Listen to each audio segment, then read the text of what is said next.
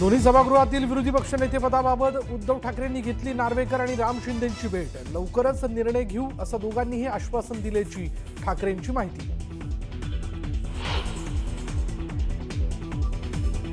गुलामानी प्रतिक्रिया द्यायची नसते हे त्याला सांगायला पाहिजे आणि गांडूळ आणि फणा काढण्याचा प्रयत्न करायचा नसते।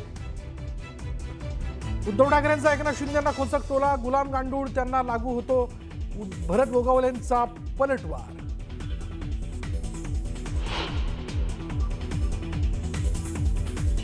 आता सभागृहात आमदार उपस्थित असताना मंत्री आगाने तर बिबट सोडा त्याच्यावर।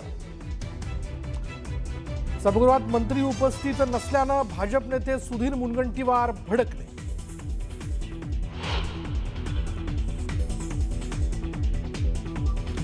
मुंबईत महायुतीत राष्ट्रवादीला सोबत घेण्यास मलिकांमुळे अडथळा। मलिकांच्या नेतृत्वाखाली राष्ट्रवादीसोबत आम्ही कोणतीही युती करणार नाही। मलिकांच्या नावाला तीव्र विरोधाच्या भूमिकेवर भाजप ठाम।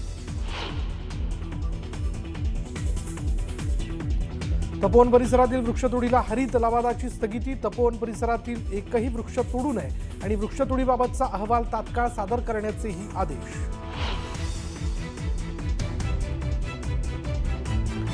2027 मध्ये देशात 2 टप्प्यात होणार जनगणना। जनगणनेसाठी 11,718 कोटींचं बजेट मंजूर। आणि सोलापूर धुळे राष्ट्रीय महामार्गावर पेट्रोलचा टँकर उलटल्यानं मोठा स्फोट, आग विझवण्यात यश।